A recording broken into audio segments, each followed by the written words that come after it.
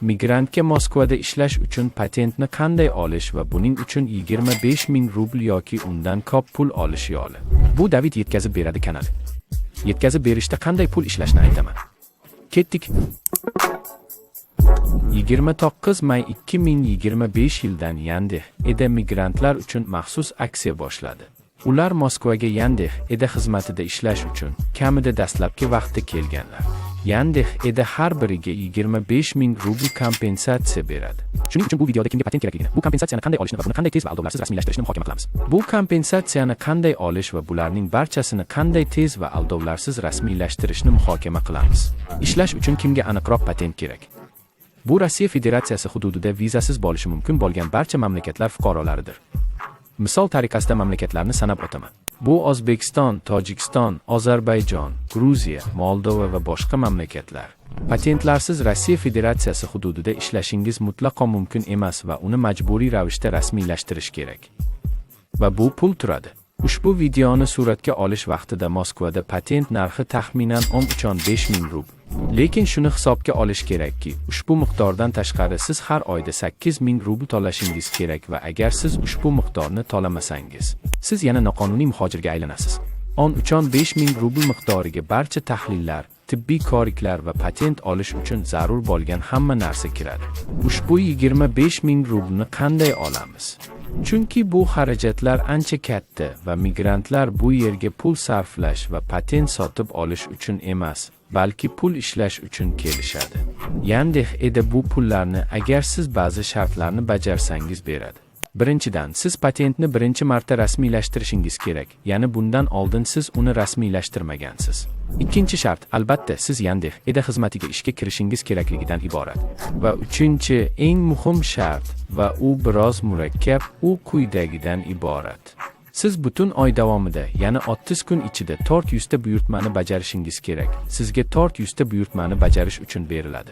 Agar siz ularni bajarsangiz, siz 25,000 rubl miqdoridagi orzu qilingan kompensatsiyani olasiz.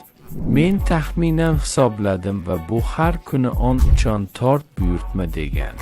Siz ko'proq, kuniga 20-25 buyurtma bajarib, o'zingizga dam olish kunlarini tashkil qilishingiz mumkin. Ammo agar siz dam olishsiz ishlasangiz, unda 13,4 buyurtma. Rossiyaga kelganingizda hamma narsani qanday to'g'ri qilish kerak?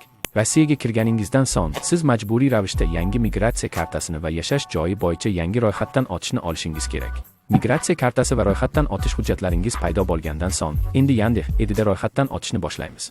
Va bu yerda yana bir pul bonusi bor. U 15,000 rublgacha bo'lishi mumkin.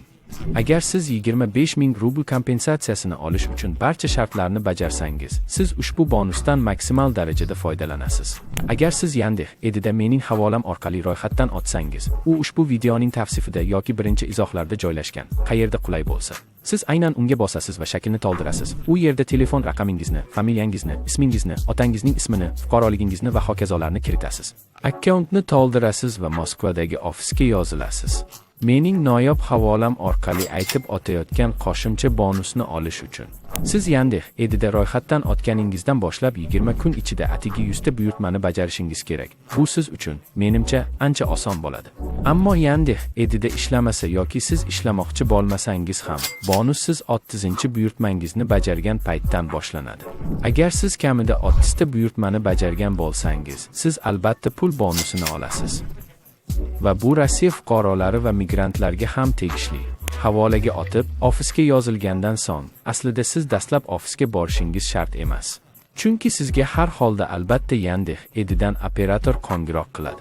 Va u sizga qo'ng'iroq qilganda, siz bu kompensatsiyani olishni xohlayotganingizni, endi patent qilmoqchi ekanligingizni aytishingiz kerak. Yana bir bor eslatib o'taman, bu aksiya faqat Moskva shahrida ishlaydi. Va operator sizga aytadi: Yandex hisobidan migratsiya markaziga mutlaqo bepul qanday borish va ushbu migratsiya markazida bularning barchasini qanday rasmiylashtirishni. Chunki ushbu aksiyaning saytida, ya'ni Yandex.edaning mutlaqo rasmiy saytida, havolasi agar kerak bo'lsa, ushbu videoning tavsifida o'zingiz o'qishingiz mumkin. Qora bilan yozilgan. Migratsiya markaziga sayohatingiz siz uchun mutlaqo bepul bo'ladi. Patentni muvaffaqiyatli rasmiylashtirganingizdan so'ng, siz Yandex.edaning ofisiga borishingiz va rasmiylashtirishingiz kerak. U yerda sizni rasmiylashtirishadi. U yerda sizga bepul termik sumka va albatta kuryer uchun mutlaqo bepul kiyim berishadi. U yangiroq bo'ladi. Bu eski namunadagi, yangi namunadagi esa yarim qora, chiroyli. Va yana bolalar, transport haqida tashvishlanmasligingiz uchun aytishni unutibman, sizga elektr velosiped beriladi. Dastlab albatta siz piyoda bo'lasiz, keyin bir nechta buyurtma bajarasiz. Sizga bepul elektr velosiped beriladi. Buyurtmalarni tez yetkazib berish va qulay ishlashingiz uchun.